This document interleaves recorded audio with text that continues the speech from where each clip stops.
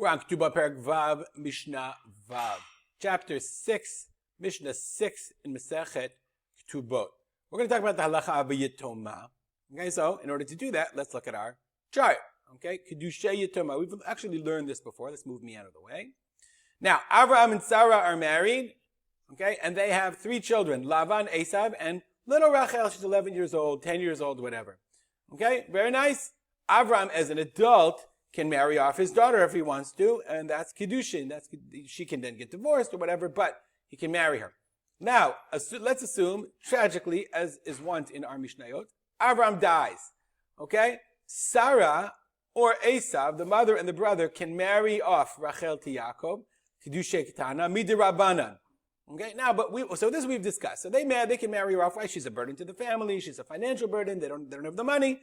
So, and Yaakov says, I'll take care of her. Great, they can marry her off. Rachel, when she's older, she could do what's called mi'un, but that's not our topic. Our topic is, what about the money? Of course, the dowry that Avraham leaves Sarah and the brothers a chunk of money. And what they want to do is get rid of marry off Rachel with a minimum amount of money. But we said that the minimum is, has rights to a Yerusha. There's a halachic formula that she has the rights to Yerusha. What if they don't give her the money, that appropriate amount of money? So the Mishnah says the following. Yitoma, let's say you have an orphan. Shehisi'a ima o achea mida'ata. Okay, who is married off by her mother or her brother, mida'ata, with her knowledge. Even if she had knowledge, she agreed, no problem. V'katvula b'meo b'chamishim zuz. And they wrote in her Nudunya 100 or 50. They didn't write her 200, and they didn't write her what she would deserve. If her father was alive. When she gets older, when she becomes a na'ara, she has the ability to take them to Beit Din and to take from them what she should have gotten. Now there's a whole debate about what should she have gotten. Is it a certain percentage of the inheritance? Is it what the father gave to the last one? That's really discussion in the Gemara and much beyond the scope of our Mishnah, but the Bartanura says, what should she get? Whether it's less than or more than a tenth. The Gemara talks about a tenth. Okay, Rabbi Yehuda, we follow the halacha of Rabbi Yehuda. Dazlinan batar umdan date da'ab. Umdan date, there's an evaluation, approximation of what the father was going to give, meaning what did he give the last daughter? Well, how much did he want to give? It's a very difficult, complicated halachic sugya. And I'm sure this was a matter of great debate for many, many families. Like, dad promised me, dad promised you. This is many, many, many, many families over the course of history have been broken up over money. Anyway, but even though she agreed to be married, she doesn't have dot as a child. Let's go back to our chart.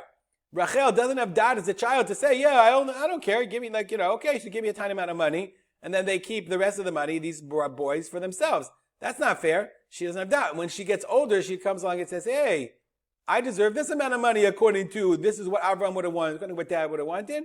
She has the right to go back to Beit Din and claim it. Okay.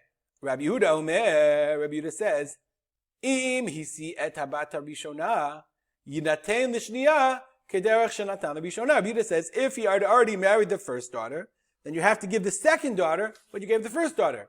Chachamim say no. Sometimes a person is poor and becomes rich.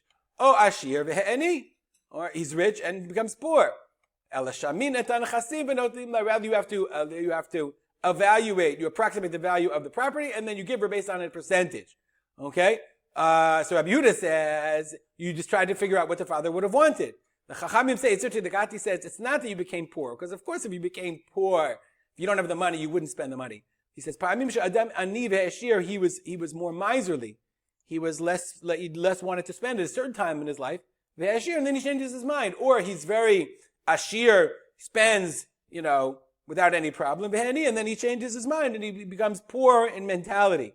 Rather, we evaluate the value of the property, and then we give it to her. We'll stop here and dedicate our learning to the memory of my father, Harav Simcha ben Yitzchak Kalman. Have a good day.